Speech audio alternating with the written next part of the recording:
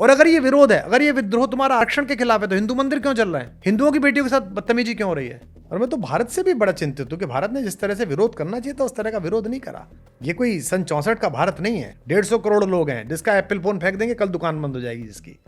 ये किस दिन के लिए पाल कर रख रखे हैं ये राफेल? इनमें क्या है? इन बच्चों से खिलाओगे इन्हें उड़ा के? क्या वो चड्डी घुमा के लाता हूं आसमान में? क्या किया था मैडम गांधी ने?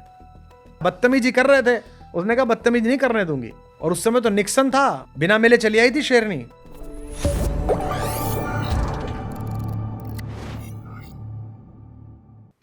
मैंने वीके सिंह सर का इंटरव्यू किया था और उन्होंने बताया कि तकरीब जब वो गए थे बांग्लादेश के अंदर तो हर आर्मी के कैंप में महिलाओं को रखा गया था नस्ल बदलने के लिए, केवल बच्चा पैदा करने के लिए।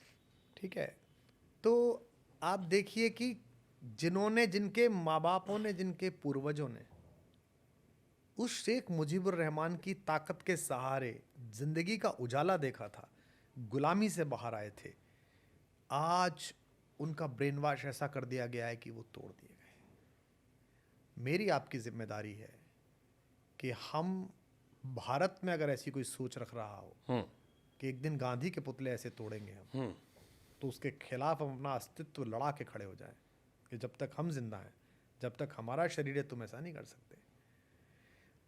नोबेल पुरस्कार मिला है यूनुस साहब को, सफेद बाल हैं उनके, मुंह में दही जम गई उनके, एक बार नहीं निकला उनके मुंह से कि क्या बदतमीजी कर रहे हो। अरे उनकी लड़की तानाशाह है, उनकी लड़की ने खराब शासन चलाया, उनकी से लड़की ने सुप्रीम कोर्ट खरीद लिया, जो भी तुम्हारा आरोप है, हो सकता है हो, चलाओ उसके खिलाफ मुकदमा, हरा दो उसे चुनाव। भाग गई वो तो, देश छोड़ के आ गई क्योंकि तुमने कह दिया चले जाओ। अब जिसके सहारे देना है दे लो उसको देश। पर ये क्या बदतमीजी कर रहे हो भाई आप एशिया का रोरिंग टाइगर थे, टका रुपए से ज़्यादा मजबूत हो गया। हम ये शर्ट खरीदते हैं, पहन रखी है मैंने, बांग्लादेश की खरीदी हुई, बांग्लादेश से नहीं ली मैंने, लंदन से लिया।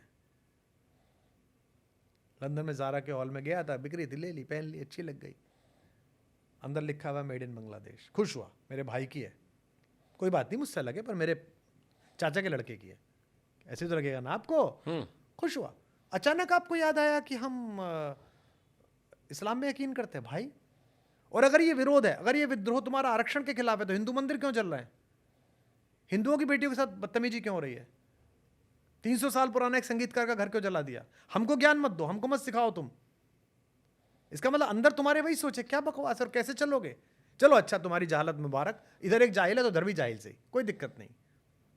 हम तो सत्य की दीप शिखाएं हैं, हम तो हजारों तूफानों में जिंदा रही हैं।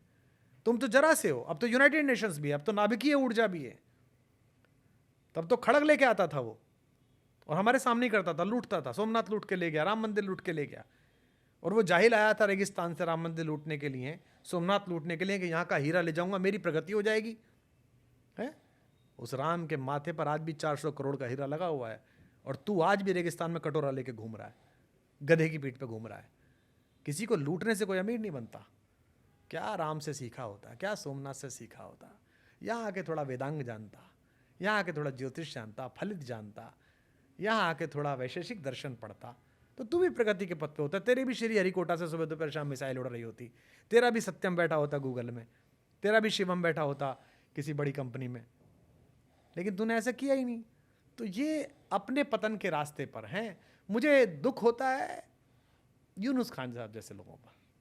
खैर इसीलिए वो बनाए गए, उन्हें शायद अपनी कुर्सी से मोह हो गया होगा। कुर्सी में भी ताकत होती है ना सर। क्या ताकत होती है। मैं तो आज कॉल करने वाला हूँ कैलाश जी को, बड़े भाई साहब हमारे कैलाश सत्यार्थी जी, नोबेल वाले एक दूसरे से परिचित होते हैं, कि वो उनको कॉल करें। बल्कि मैं तो उनसे कहूँगा वो जाएं वहाँ, कोई तो खड़ा हो।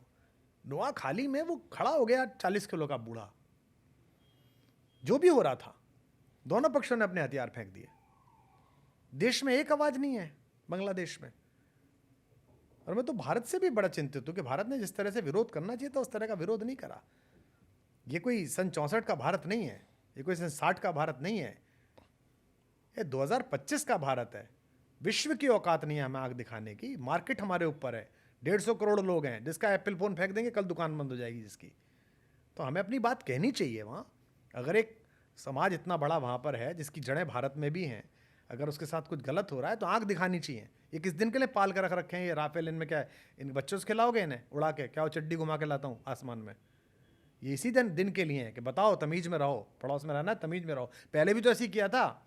क्या किया था मैडम गांधी ने? कितनी गाली दे लीजिए मैडम गांधी को, क्या किया था उसने? यही तो किया था, बदतमीजी कर रहे थे। उसने कहा बदतमीजी नहीं करने दूंगी। और उस समय तो निक्सन था, बिना मिले चली आई थी शेरनी, गई थी यूनाइटेड नेशंस में। नटवर सिंह जी की किताब पढ़िए, one life is not enough, पढ़िए आपने? उसमें लिखते हैं नटवर सिंह कि वहाँ से आ रहा था कॉल और मैंने पूछा मैडम वहाँ जाना, तो उन्होंने मुझसे पूछा कि तुम किसके लिए काम करते हो, मेरे लिए कि निक्सन के लिए? बोलो मैंने बहस बंद कर दी, क्योंकि प्रेसिडेंट से क्या आज जगह से आ रहा था कि कम मिल के जाएगी नहीं जाएगी। गई और बिना मिले चली आई, आग दिखा दी। भूखा नंगा हिंदुस्तान था, खुद बनाते नहीं थे, कोई सॉफ्टवेयर नहीं बनता था हमारे यहाँ, जूझ रहे थे हम, तब हमने आग दिखा दी थी। अब क्यों नहीं दिखाते भाई साहब? आप आग दिखाइए, आप अपने हिसाब से दिखाइए, जो भी आपका तरीका होता हो। सो इसलिए कोई तो बोलेगा बॉस, हम तो बर्बाद इसी सिलसिले में कि बोलते रहते हैं। खूब बोला, हमने एक वर्ड के लिए कहा था, आपने हमें अच्छे से बोला, अच्छी बात, इसीलिए हमारा इंटरव्यू लंबा चला।